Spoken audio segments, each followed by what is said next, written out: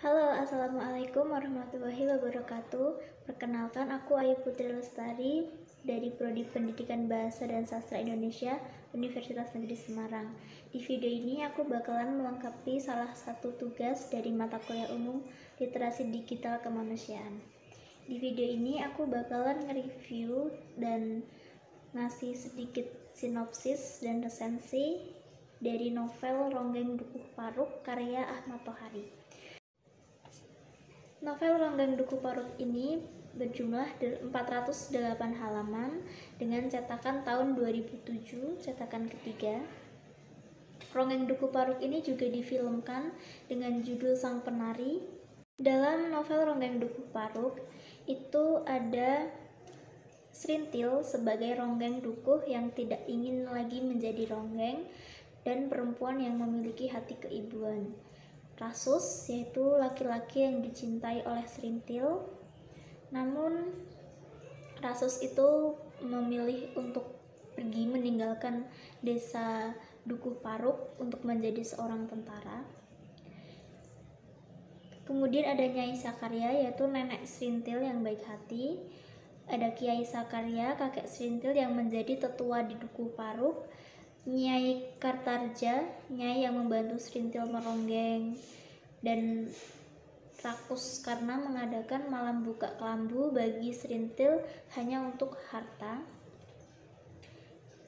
Lalu ada Kiai Kartarja, dukun ronggeng yang sama rakusnya dengan Nyai Kartarja. Ada Sakum, laki-laki buta yang sangat peka terhadap perasaan orang di sekitarnya.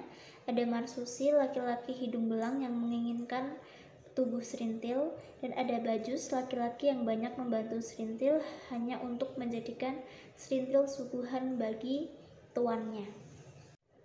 Novel Ronggeng Dukuh Paruk ini menceritakan seorang gadis yang bernama Srintil yang tinggal di sebuah pedukuhan bernama Dukuh Paruk.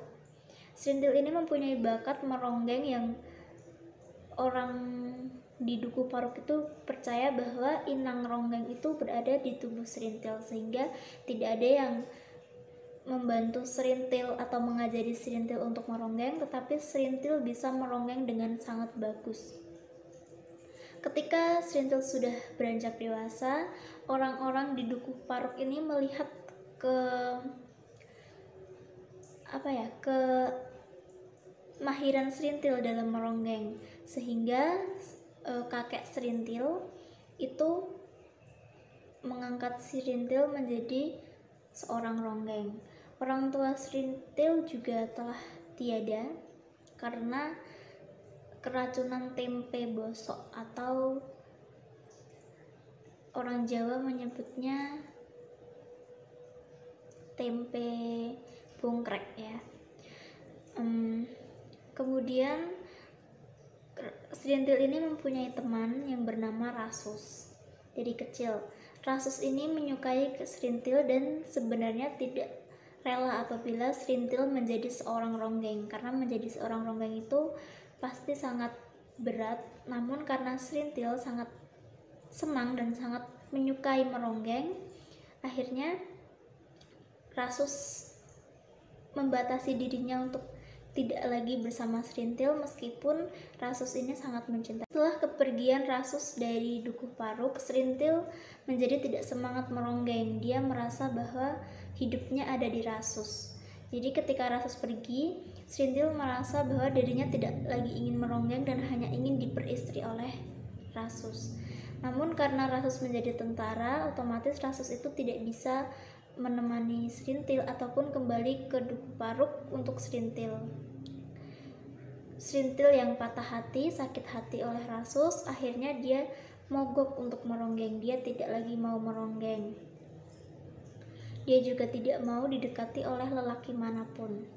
Hingga akhirnya ada seorang lelaki bernama Bajus yang mendekati Srintil, yang Srintil pikir akan memperistrinya, tapi ternyata Bajus hanya menggunakan Srintil sebagai suguhan untuk tuannya. Dengan hal tersebut membuat Srintil semakin shock dan akhirnya dia kehilangan kejiwaannya.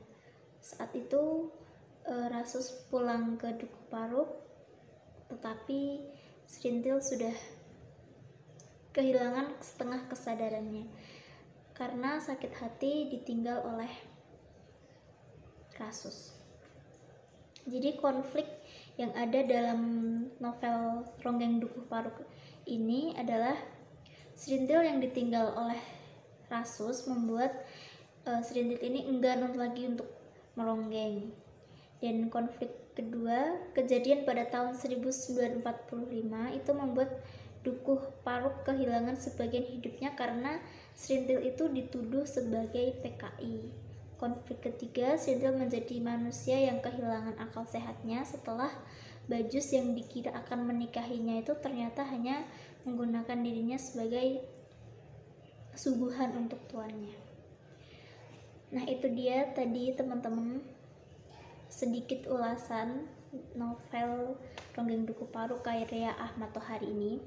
Kesan saya setelah membaca novel Ronggeng Dukuh Paruk karya Ahmad Tohari ini adalah sangat kagum. Novel ini mengajak saya berimajinasi dengan kalimat-kalimat yang rapi dan indah. Jadi Ahmad Tohari itu merangkai kalimat-kalimat dalam novel ini menjadi sebuah kalimat yang indah dan rapi. Serta alur dalam ceritanya mudah dipahami meskipun bahasanya ada sedikit yang saya kurang paham. Oke teman-teman, itu dia sedikit ulasan. Mohon maaf jika kurang jelas atau kurang baik dalam memberikan resensi. Untuk itu saya berterima kasih dan meminta maaf. Wassalamualaikum warahmatullahi wabarakatuh.